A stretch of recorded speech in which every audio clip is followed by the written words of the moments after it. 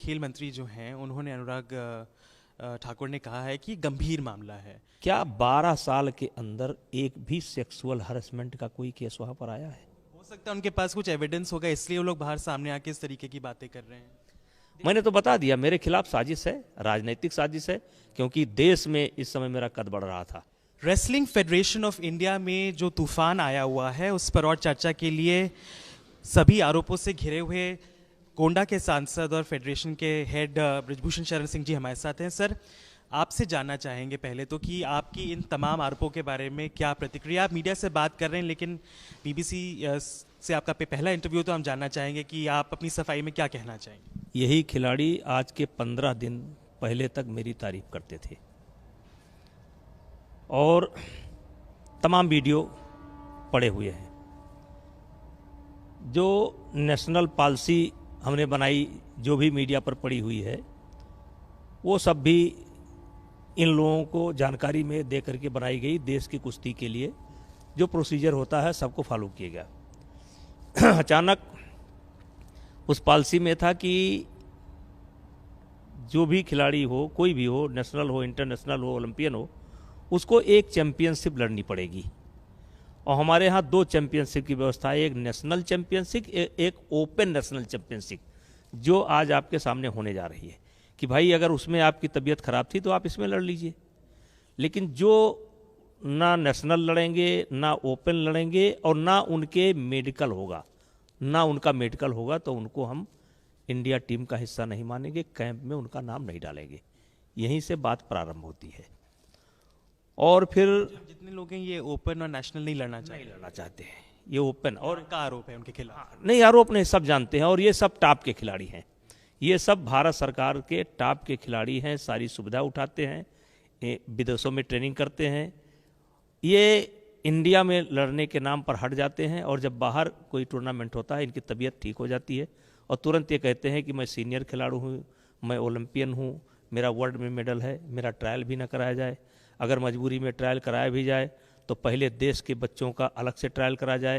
विनेश फोगाट, साक्षी मलिक कोई ट्रायल्स नहीं देना चाहते हैं, नेशनल्स नहीं खेलना चाहता है। नेशनल नहीं लड़ना चाहते, नेशनल नहीं लड़ना चाहते। उन्होंने आपसे कहा है ये नेशनल नहीं लड़ना चाहते हैं। आपसे क्या, ये तो सब मीडिया में पड़ा हुआ है। तो ये आपका कहना है कि ये उसकी भड़ास है, ये जो निकल रही है। नहीं, इसके भड़ास तो ये है, लेकिन ये आंदोलन जो है इसको एक तरीके से, ये एक उद्योगपति हैं, बड़े, बहुत बड़े उद्योगपति हैं। नाम कौन है सर? नाम नहीं लूँगा अभी। एक बहुत बड़े उद्योगपति हैं। और फिर आपने देखा होगा कि नरसिंह यादव और सुशील का एक प्रकरण आया था, और उस समय भी दिल्ली के एकाध बड़े अखाड़े हैं, बड़े अखाड़े के उस्ताद हैं, वो लोग बहुत नाराज़ हुए और इसमें आ गए हुड्डा साहब, दीपेंद्र हुड्डा। एक तो कांग्रेस के नाते, क्योंकि हरियाणा में चुनाव आ रहा है तो मैं बीजेपी का सांसद हूँ, हमला करेंगे तो खिलाड़ियों का सपोर्ट मिलेगा, और खिलाड़ी वहाँ के राजनीति में बहुत दखल रखते हैं। और 2012 में मैंने हुड्डा साहब को ही हरा करके इस पद को लिया था, और तब से आज तक मैं निर्विरोध चुनाव निर्विरोध होता हुआ आया हूँ। और अभी हरियाणा रेसलिंग फेडरेशन के अध्यक्ष थे दीपेंद्र हुड्डा जी, जो 6 महीना पहले कुछ अनियमितता के कारण उनकी फेडरेशन भंग कर दी गई और कानूनी प्रक्रिया को पूरी करते हुए वहाँ पर चुनाव हुआ। आपका कहना ये मतलब है कि क्या ये उसका बदला लिया जा रहा है आपसे? आपका ये आरोप है? क्या आरोप है आपका? देखिए, इसमें 3 बड़ी शक्तियां काम कर रही हैं। एक दीपेंद्र हुड्डा, आप प्रियंका जी का भी ट्वीट पढ़ लीजिए। प्रियंका गांधी हाँ, प्रियंका गांधी जी का ट्वीट पढ़ लीजिए। आपसे पूछना चाहूँगा क्योंकि खेल मंत्री जो हैं उन्होंने अनुराग ठाकुर ने कहा है कि गंभीर मामला है, तो ये गंभीर मामला है, इसमें क्या आप चाहते हैं कि जांच हो जाए? क्योंकि विनेश फोगाट प्रेस कॉन्फ्रेंस में कह रही हैं कि अगर उनको और उकसाया गया तो उनको जेल में भी डलवाएंगे, मतलब आपको जेल में डलवाएंगे, या इस तरीके के बयान उन लोगों की तरफ से आ रहे हैं। तो ये एथलीट शायद अपना करियर भी दांव पे लगाकर इस तरीके का कदम उठा रहे हैं। देखिए,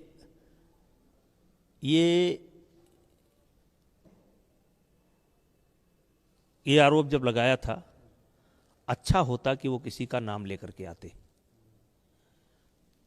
कौन है, समय क्या है, तारीख क्या है, कहाँ पर हुआ और प्रूफ। एक सरसरी निगाह में आपने कोचों से लेकर के और सारे फेडरेशन पर आरोप लगा दिया। आपने साई के कैंप को ऐसे जैसे बता दिया कि जैसे वहाँ एक भी धंधा होता हो। और मैं, चूँकि आप बहुत प्रतिष्ठित अखबार से संबंध रखते हैं, देश के बड़े प्रतिष्ठित अखबार से आपका संबंध है, मीडिया से आपका संबंध है। हमारे यहाँ एक सेक्सुअल हरासमेंट की कमेटी है। उस कमेटी में 2 मेंबर हैं।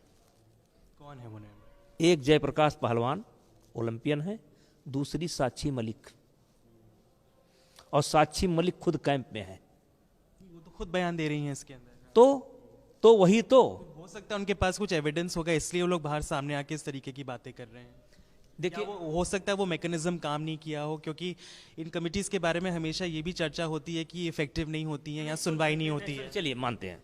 देखिए, जो कैंप लगता है वो साई के कैंपस में लगता है। साई का कैंपस होता है, वहाँ पर जो स्पोर्ट ऑफ अथॉरिटी जो इंडिया है उसका एक डिप्टी डायरेक्टर बैठता है।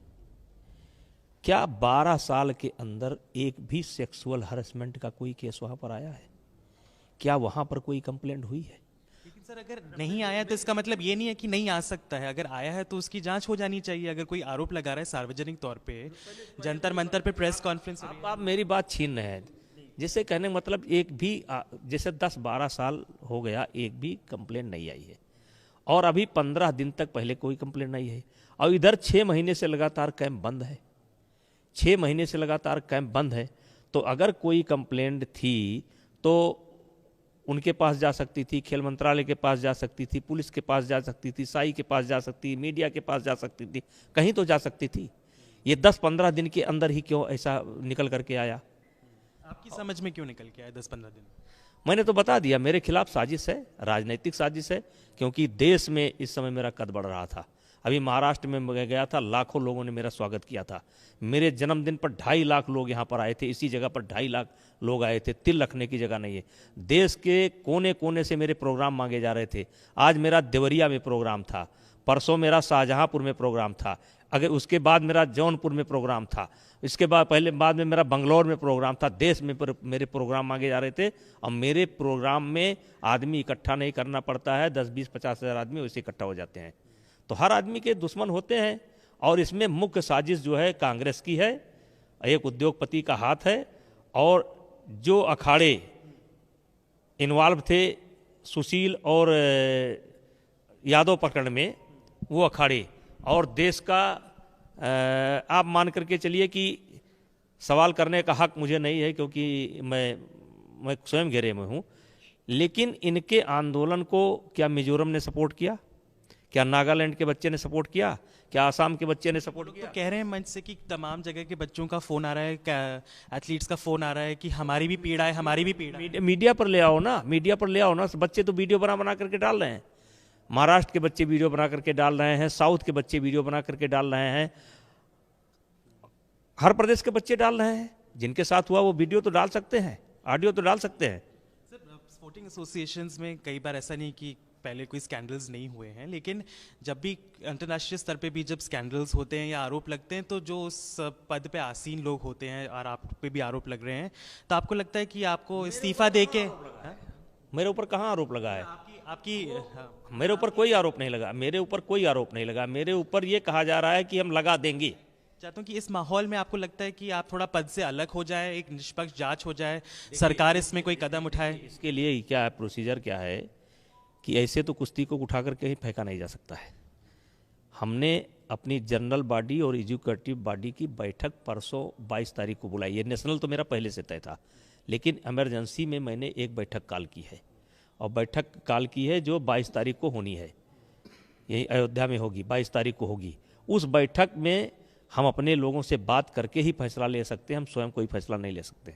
मतलब आपको आपकी बॉडी एम्पावर करेगी कोई फैसला? हाँ, मेरी बॉडी कहेगी या सलाह देगी। पता है कुछ नहीं कर सकते? पता नहीं कर सकते, वो सलाह देगी कि आपको क्या करना चाहिए। मीटिंग कब करने वाले? परसों। कहाँ पे? अयोध्या में। अच्छा, और इसमें कितने सदस्य आएंगे रेसलिंग फेडरेशन के? देश के लगभग सारे प्रांतों के लोग आ रहे हैं, लगभग सब। अंदाजन कितनी संख्या होगी? हमको लगता है 30 के आसपास। अच्छा, और वो फिर तय करेंगे कि इसके आगे क्या चाहिए। हाँ, तो ये आपका फैसला नहीं है? आपका ये हमारे एक परिवार है, हमारा एक कुश्ती का परिवार है, जिसमें हर राज्य के लोग जुड़े हैं और सब हम लोग बैठेंगे, आपस में मिलकर के फैसला करेंगे, जैसा उनका निर्देश होगा वैसा करेंगे। मतलब सरकार की तरफ से, खेल मंत्री की तरफ से कोई आपका कम्युनिकेशन की? मेरा कोई नहीं, कल वार्ता हो रही थी देर रात तक, वो भी कुछ खास निष्कर्ष नहीं? मेरा कोई नहीं, मेरी कोई किसी से बात नहीं। नेतृत्व से, पार्टी आला कमान से, या? मैं कटघरे में हूँ और ये लड़ाई मुझे स्वयं लड़नी पड़ेगी। आरोप मेरे ऊपर है, ये लड़ाई मुझे स्वयं लड़नी पड़ेगी। लेकिन सब आपको हटाने की मांग कर रहे हैं, तो आपको लगता है कि अपनी छवि बचाने के लिए, अगर आप लगता है कि आप बेदाग हैं, तो आप अलग हो जाएं और जांच हो जाए, जो भी जांच होनी है? प्रोसीजर है ना, अगर अलग होना है तो उसका भी एक प्रोसीजर है ना, तरीका है ना। अब जैसे प्रोसीजर तो ये है कि मीटिंग बुलाने के लिए ही हमें 21 दिन का समय चाहिए था, लेकिन हमने आनंद फानंद में 3 दिन के अंदर मीटिंग बुला ली, 3 दिन के अंदर मीटिंग बुला ली, और मीटिंग बुला करके हम बैठेंगे, फैसला लेंगे। वो तो होता है 21 दिन का नोटिस देना पड़ता है आप किसी, क्योंकि देश के कोने कोने से आते हैं लोग, 21 दिन के नोटिस पर लोग आते हैं, लेकिन हमने 3 दिन के अंदर उस बैठक को बुला लिया और उसका एक तरीका है, परसों बात करेंगे। लेकिन क्योंकि अभी अंतर्राष्ट्रीय स्तर पे भी इसकी चर्चा हो रही है, क्योंकि स्पोर्ट्स में इस तरीके का अगर एलिगेशन लगता है तो उसको बहुत गंभीरता से लिया जाता है, तो इसमें आपको लगता है कि फेडरेशन की रेपुटेशन को रिस्टोर करने के लिए, उसको कायम रखने के लिए आपको थोड़ा अलग हो जाना चाहिए? इसको बहुत गंभीरता से लिया जाना चाहिए, इसकी जांच होनी चाहिए, स्वतंत्र एजेंसी से जांच होनी चाहिए। और आपके नज़रिए में कौन सी एजेंसी स्वतंत्र है?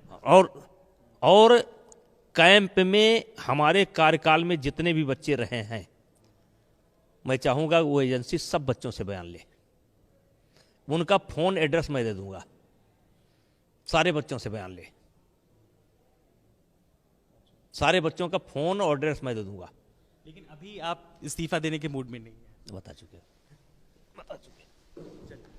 शुक्रिया बीबीसी से बात करने के लिए। तो ये थे सांसद गोंडा ब्रजभूषण शरण सिंह, और वो कह रहे हैं कि उसका एक प्रोसीजर है, अगर उनको उस पद से अलग होना होगा तो वो प्रोसीजर के तहत होगा। वो अपनी मीटिंग है वो बुलाएंगे, अयोध्या में 3 दिन में उन्होंने मीटिंग बुलाई है, और उसके बाद ही इसका कुछ निर्णय लिया जाएगा। हालांकि वो अभी आरोपों को एक तरीके से बेबुनियाद बता रहे हैं और कह रहे हैं कि अभी जो कुछ भी आरोप सामने आ रहे हैं उन्होंने उससे जुड़े कोई सबूत नहीं देखे हैं सार्वजनिक तौर पर। गोंडा से अनुराग और शुभम वर्मा के साथ अनंत जनाने।